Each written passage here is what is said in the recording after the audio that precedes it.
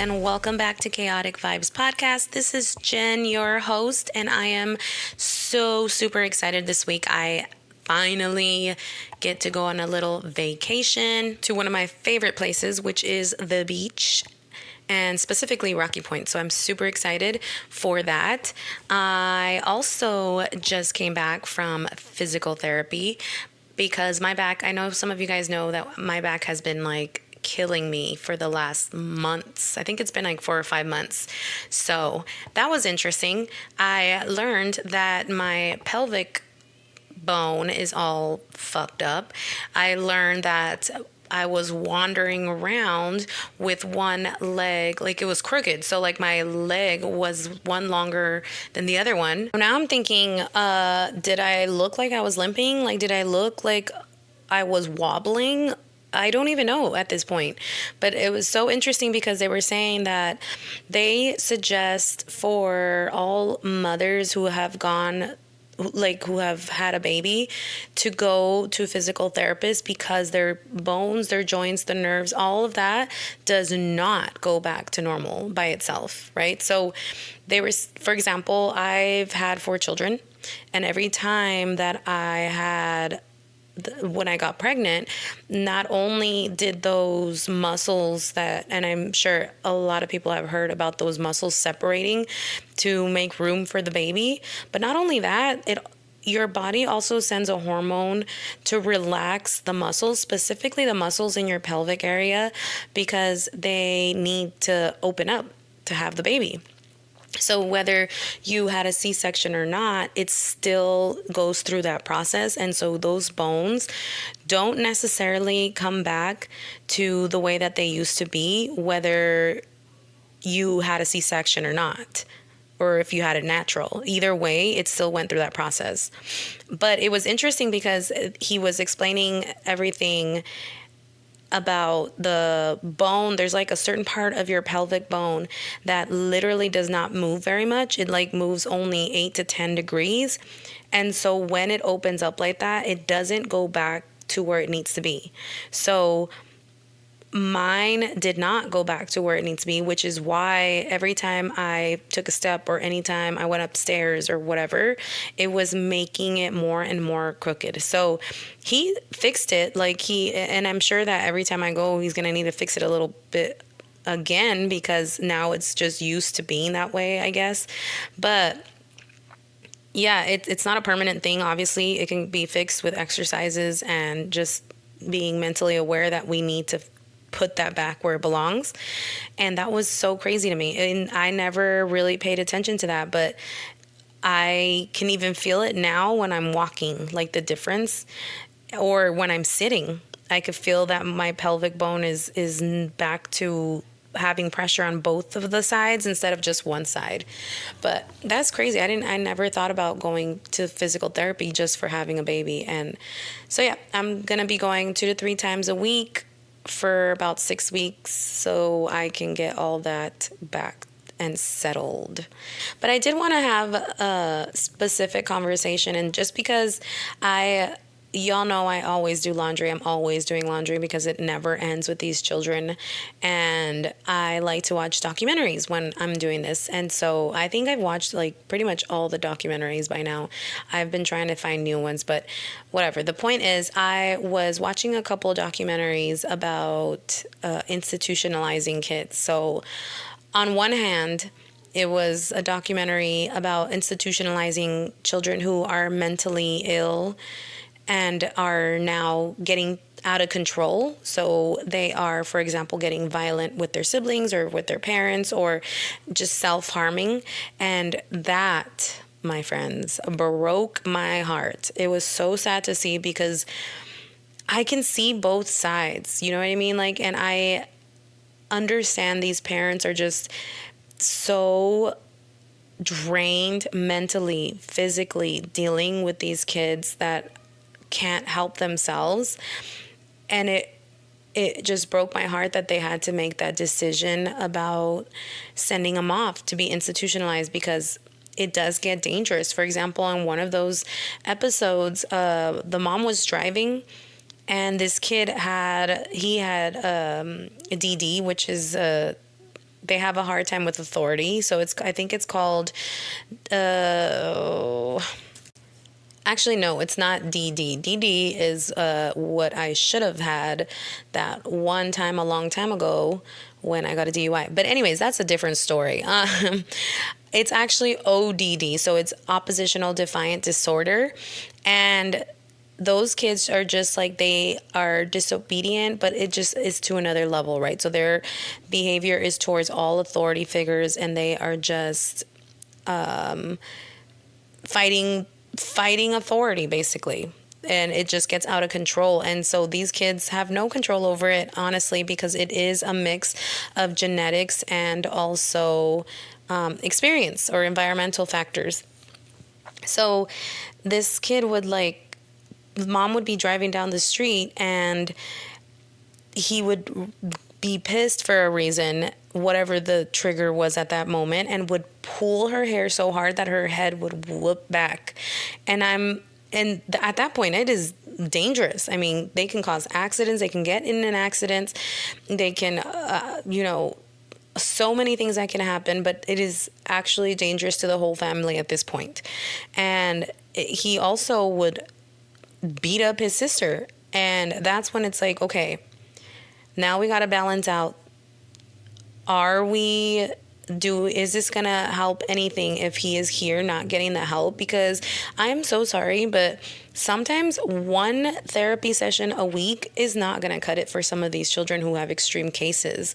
And so they have to now balance out whether they should send their child to be institutionalized or if they should continue working with them at home.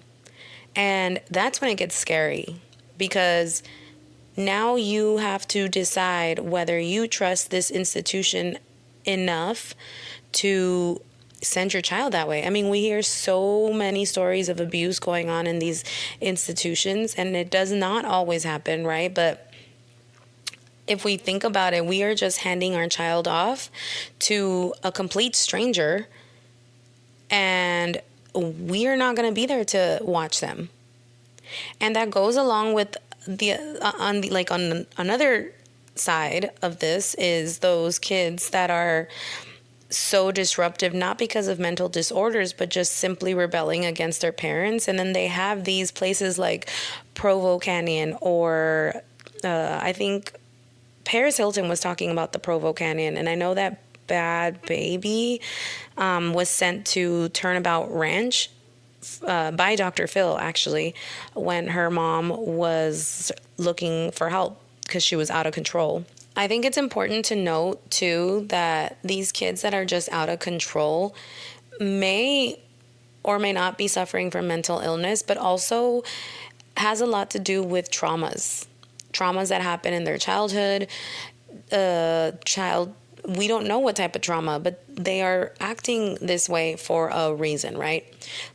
Doesn't even matter at this point. It's all out of control, and they're sending these kids to these institutions, again, handing your babies over to random strangers. And we know that these people are cut off.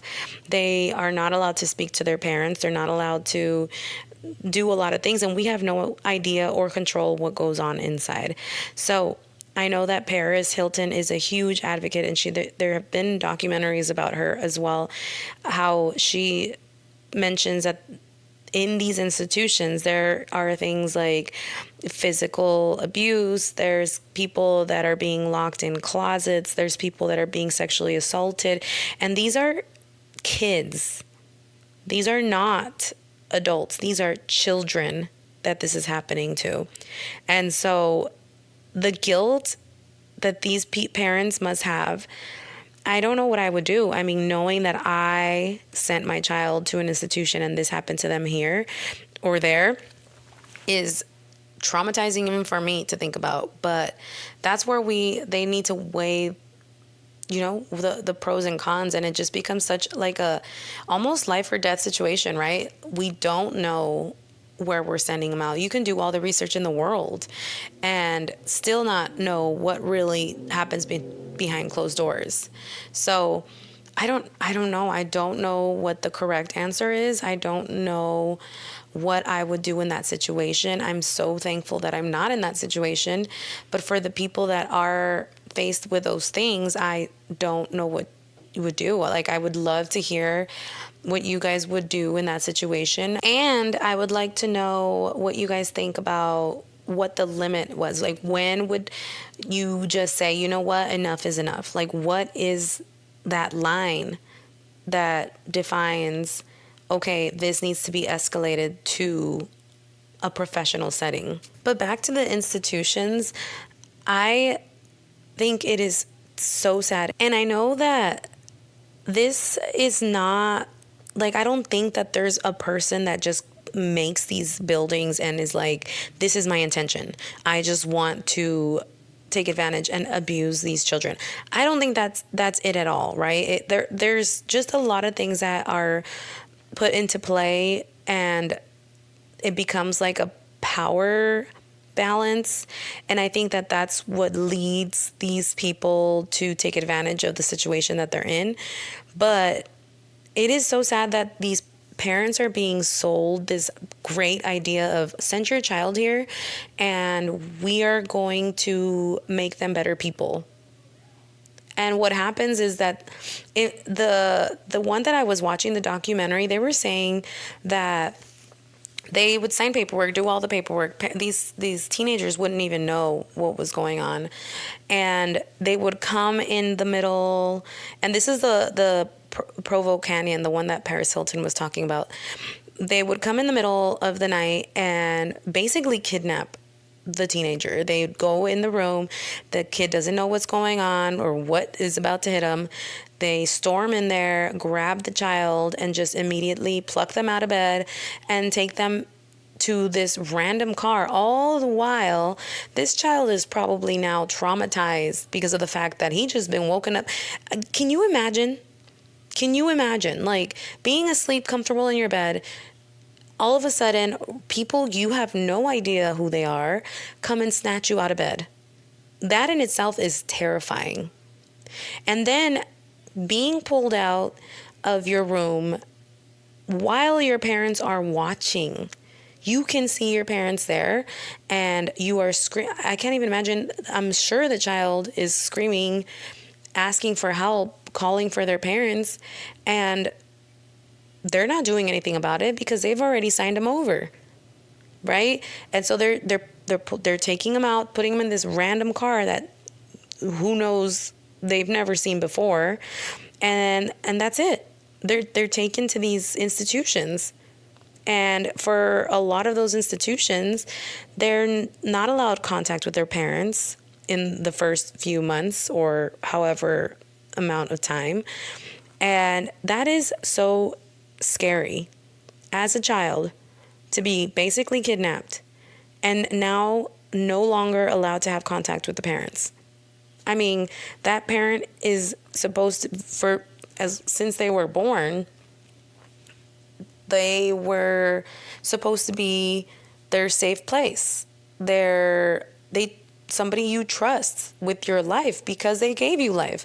And just, I don't know, that is so terrifying and so sad. And I don't know how these parents would be able to do that. I could not. I don't know. I mean, I know that people get too desperate, and I'm not judging at all because I think that everybody has a different situation.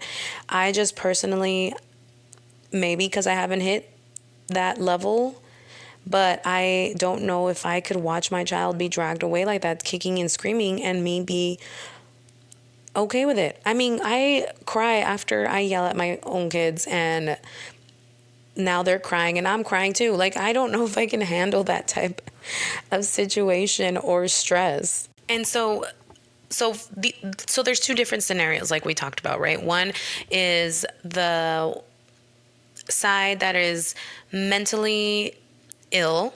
There's some type of chemical imbalance in that brain, and it's causing them to react a certain way.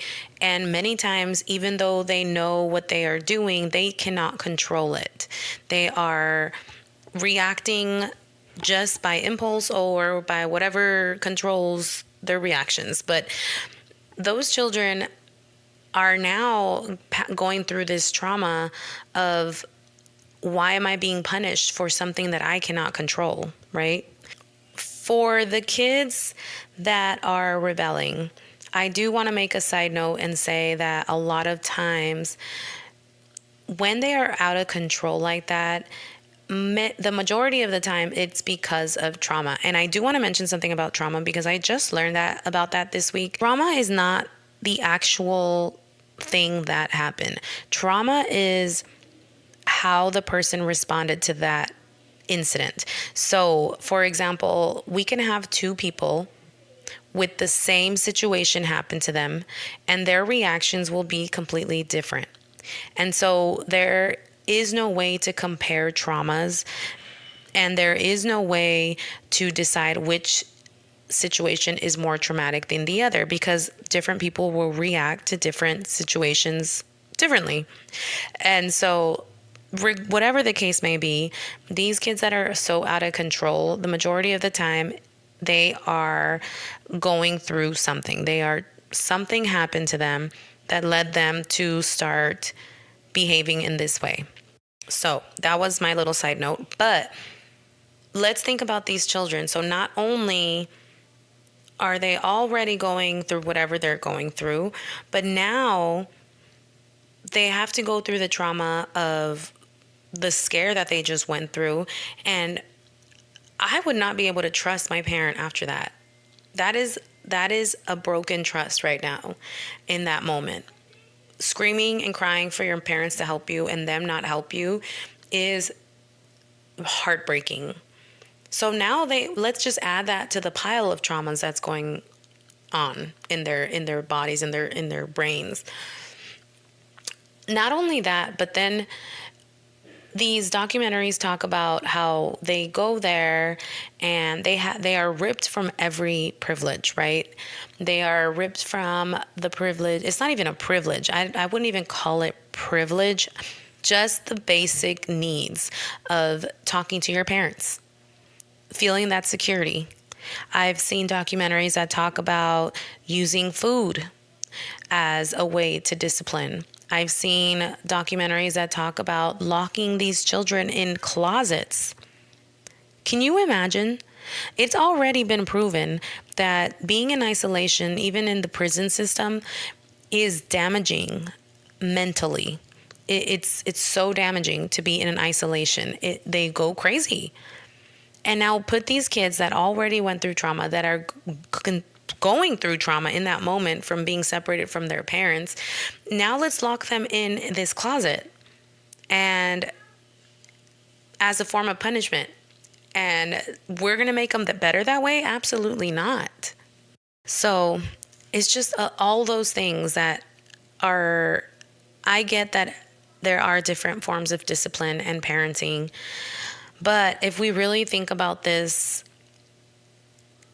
the damage that is done in those places, a lot of times, they will never recover from. I've seen documentaries that talk about the sexual abuse that happens in these places. Well, now it becomes a situation where these children are holding on to this trauma, the terrible things that happen there, for so long, because who are they going to believe? The adults? Or this rebellious child or mentally ill child? Who are they going to believe? And it is so dangerous. Like, these children end up sometimes coming out to the community.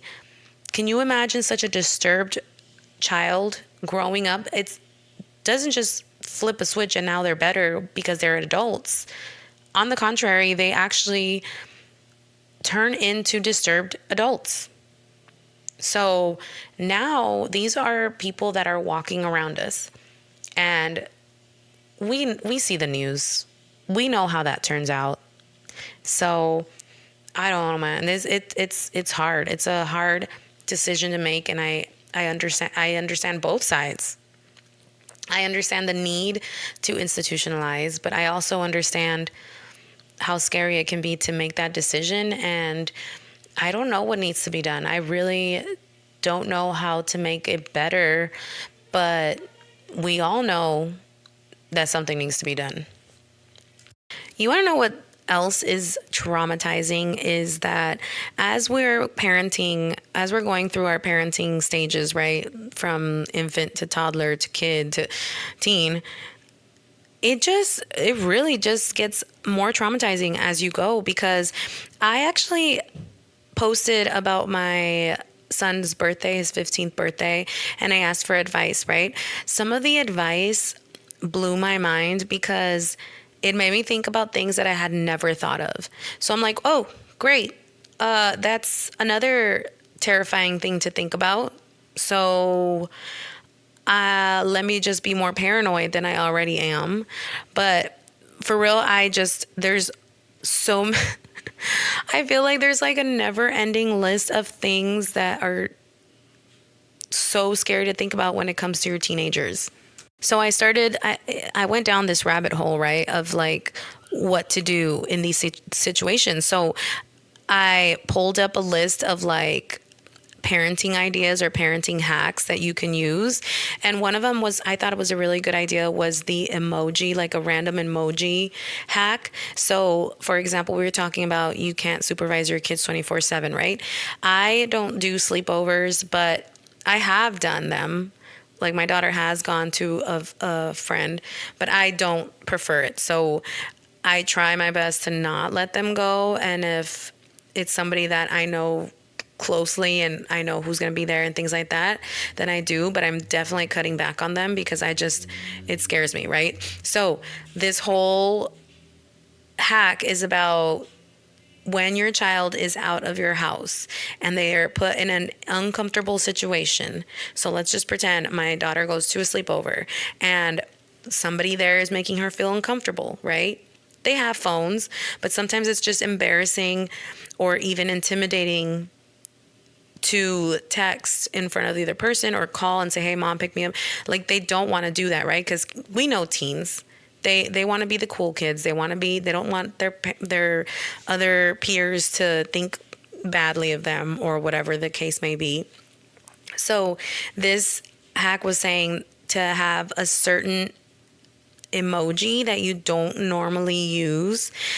Like you wouldn't put a smiley face because people typically use the smiley face, but some emoji that is assigned like a get me out of here emoji. And so if they ever were to feel comfortable, all they need to do is text that emoji and you know to like make an excuse for them, right? Because we will be the bad guys. I'm going to pick you up because there was a family emergency or whatever.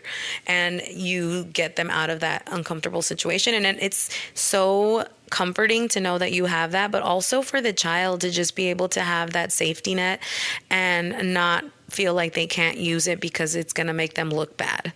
So I thought that was a genius idea. That was one of my favorite that I saw so far, because I also don't want to be that strict parent. You know, when they say strict parents cause kids to become sneaky. So it's so hard to balance out that line between being too strict and not being strict enough. So I think that was a good way to empower them to be able to do the things that they want to do, but also feel safe at the same time. Another hack that I saw was asking your child to snap a picture of them whenever they arrived at their location. And number one, it was to be able to have an idea of where they were at, right? So they snap a picture and in the background, you should be able to see something. Are they in a house? Are they at the mall? Are they something? You get some information from that, but also, God forbid something happened, you have the most recent picture of them, right? And what they were wearing. So I thought that was interesting. And even just taking it a step forward and asking for an outfit picture, not just necessarily a selfie, but an outfit picture, because then it just gives it a wider range of the background and what they're wearing. So I thought that was a good idea, because you just never know, and it's better to be prepared and have all this information in case you need it, which is terrifying to think about, like I said. Another thing that I've always told my kids was the fact that if you lie, then I can't trust you, right? It's one lie. It only takes one lie to ruin that trust, and to gain it back is so much harder. And I've always implemented that where, you know what, now I can't trust you. So now there's a loss of privileges. And not only that, but to get that trust back, it takes a lot. And not only does that teach them to not lie, but also that really is how life is. Like, you need to be held accountable for your actions. And so when you lie, there is not going to be that trust. Now you can't blame me for giving you consequences, or now you can't be upset if you have a earlier curfew, because guess what? This was on you. You had the chance to make good choices. You did not make good choices. And so these are the consequences. So I think that one is super important. And I don't know about you guys, but I know that I was just so sneaky. Like I said, strict parents create sneaky kids. And my mom was super strict. So guess what? I learned to be super sneaky. And unfortunately for my children, I've been there, done that so many times, gone and come back and done all of the things. So I just know that there are more ways, but I know a lot of the ways that I learned to be sneaky. And so I tell them about it all the time. So just a little story time. Like, I remember that when I was trying to sneak out to meet my boyfriend at the time, like, I would go to the alley right to the back where the alleyway, which number one is so disgusting, because like the rats that would come up the alley, like in the alley, right? Because that's where all the trash cans are and stuff like that. It was just so scary to go back there because I was so terrified of seeing the rats. But anyways, that's another story for another day. But I would sneak out of my house, but we had wooden floors, and these are old houses, right? These are in LA. So they're old houses, and the floor would squeak so badly. So first of all, during the day, without people noticing, I would put like talco, like baby powder on the floor, and just kind of rub it in so that you couldn't see, and that helped with some squeaking. But also I would walk on the edges of the floor. So I wouldn't walk in the middle, right? I would, and I can't even imagine how ridiculous I looked in the middle of the night, just making these big steps, right? Because I was trying to like follow the edges of the wood so that I would not squeak. So, and then finally I would get to the back door of the house, which was metal, right? Like, it was one of those that you have to like move. It's like a metal latch. And so that would also squeak. Everything squeaked in this house because it was so old. So I had to do it like ever so slowly to be able to like open it. And it would take me an eternity. I felt like I just think back and I'm just like, these are all the hoops that I had to go through just to go see my boyfriend outside, which is really sad. But I mean, my mom could not stand him. He was not a good influence. So I would stay there for a good amount of time, making sure that I'm doing it so slowly so that it wouldn't squeak. And then I would go outside, right? There was a garage door or whatever, and that's another whole squeaking sound that I had to take forever. And finally I would come outside. But like, these are the little things that I knew I had to do so that my mom wouldn't ever catch me. Another thing that I had to do was like, she would literally drive me to the high school and drop me off at the front, right? So I had to go into school and then sneak out the back, right? But sometimes she would go around the school. And so I learned to like go to my first class. Oh, and by the way, I learned also that at this school, specific school that I was at, they would take attendance in all the classes, but the only one that they would call home for was the second period. So I would always stay for my second period, and then until I got to my third, that's when I would sneak out the back, because that gave my mom time to like drive around, and she'd probably be like, okay, she's fine, she's in there. And not only that, but I knew that they were not going to call home if I was missing the other classes.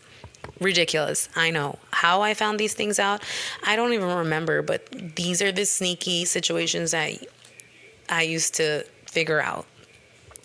Anyway, so after second period, I would go through the back, and there was like this big gate. Like they would lock all the students in, which is crazy to think about. Like I've seen some of these schools that are just wide open, and I feel like I've never seen any kid walk out through there, but these were locked, right? So we would go through the gate, but it was like very, very small gap because this school, and I don't know if any of you out there, but Sure High School is on a hill, right? So it's like there's plenty of hills over there.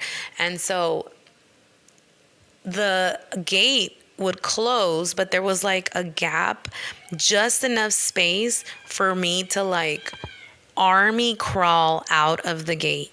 And if you guys can hear the screaming in the background, I am so sorry. These kids are on spring break, and I swear I've never seen such chaos, because where do they get this random little, it's like those, you know how the dogs go through like episodes where they have like the zoomies, what they call it.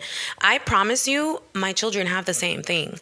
It's like, and there's 4 of them. So 4 different zoomies at 4 different times. Actually, I should say 3, because my oldest son, no zoomies exist, and until his friends come, I guess. I don't know. Anyways, back to the story time. I would either army crawl or like roll a little, because depending on what I was wearing. But I would come out, right? And I cannot imagine what I would do if anybody saw me doing this. Just so embarrassing. But luckily, because it was on a hill, there was not very close neighbors. There was a lot of the school. It was just, I don't know how to explain it, but nobody ever saw me sneak out. And then my boyfriend would meet, because he wasn't in school anymore at this point, and so he would meet me outside, and we would go off, right? And where do we hang out? Because we're not allowed to be together. I'm supposed to be in school. And so we would go drive around finding like places to just chill out, right?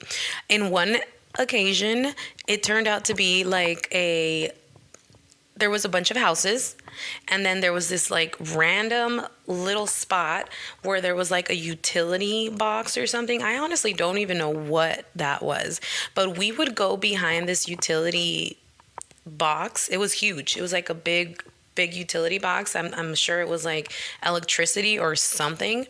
And we would just sit back there and drink and all of the things. So just thinking back on all those things, I'm just like, either I am sneaky and now I'm sorry for my children, but they will never be sneakier than me. Or actually, let me take that back, because this is not a competition I would like to play. I also, when I was looking through those hacks, I read something about a privacy versus secrecy rule. And it basically just means that you tell your teens, right? Privacy is respected, but secrecy is different. So privacy means that they can have alone time. They'll have their space to use their phone, their diaries. I'm not going to go through their diaries if they have some. But secrecy, if as a parent I feel like something is off, like maybe I feel like they're lying, something, like I've noticed some weird behaviors. As a parent, that is my responsibility to now escalate the situation and make sure that, number one, their safety is first, right? So I now have to step in and look into the situation. That doesn't mean that I'm not respecting their privacy. That means that something is up and now I need to step in. So I thought that was interesting to like make sure that I implement that, like being able to, so they understand the difference between privacy and secrecy. And I also saw one more that I'm going to share with you. It's the no nagging, only consequences situation. I don't know how I feel about it just yet, because maybe my kids are not old enough for this. I'm not sure. I'm so, I don't know what you call it, OCD about certain things. Like, for example, if I let them do it, it's basically natural consequences, right? So if they don't do their laundry, then they wear dirty clothes. Or if they forget to, I don't know, take a sweater, they're going to freeze. I don't know how I feel about that yet. Maybe because I don't know, maybe I just don't feel like, as a parent, that's my responsibility. I have to make sure that they are clean, that they are not cold. I don't know. Maybe once they're older. What do you guys think about that one? Because I think that one's a little scary. Also, I'm not going to let them make a freaking mess in my house, because I also have to live here. So I don't know. I really don't know how I feel about that one yet. I get the concept of it. Natural consequences. I get that. I just don't know if I can fully commit to implementing that one just yet. I will, however, maybe, depending on which child we're talking about. I do like the one where it's like, if you don't check in at a certain time, then you no longer have that curfew. Now you're going to get an earlier curfew, because I want to make sure that you're safe, right? So that you give them a certain time and you say you need to check in this time. If you don't check in, that means that I can no longer trust you to check in. So next time there's not going to be extra curfew time. And so that just helps them build that trust, while at the same time giving them that freedom that they're craving. Because we all know, we've been there, we've done that. We want our freedom. We think that we know everything, and we just want to go out with our friends, and we want to go, well, I shouldn't say we all go through that, because my mom had me on a tight leash. So I don't think there were very many situations where I would need to check in, because she was checking in for me. So, but for the most part, once they start getting older, once they start driving and doing all the things, that's a good one too, because not only does it teach them responsibility, it teaches them the consequences, of not fulfilling their side. But I am going to cut this one short today. I do want to remind you to follow me on Instagram. It is chaotic_vibes_podcast. Please, please, please follow me on there and give me some feedback. Let me know what you think. When and would you institutionalize your kids? And any of these parent hacks that I just shared today, what do you guys think about them? Go ahead and share that on the Instagram. You can also follow me on TikTok at Jen Estrada 88. That's on TikTok. Follow me there. You'll be able to see all of my shenanigans, because y'all know I like to have me some fun, and I like to get myself into weird, funny, crazy situations. I don't know. What is life at this point? I just feel like I don't understand half the things that happen in my life. So I'm glad to share them with you guys if you'd like to see all of that. But yeah, stay up to date with my TikTok and my Instagram, and I will catch you guys around next week, because I gotta go pack, and y'all know how that is with all these children and my adult child husband. I'm just kidding. All right, guys, have a good weekend. Relax or not. I'll see you next week. Bye.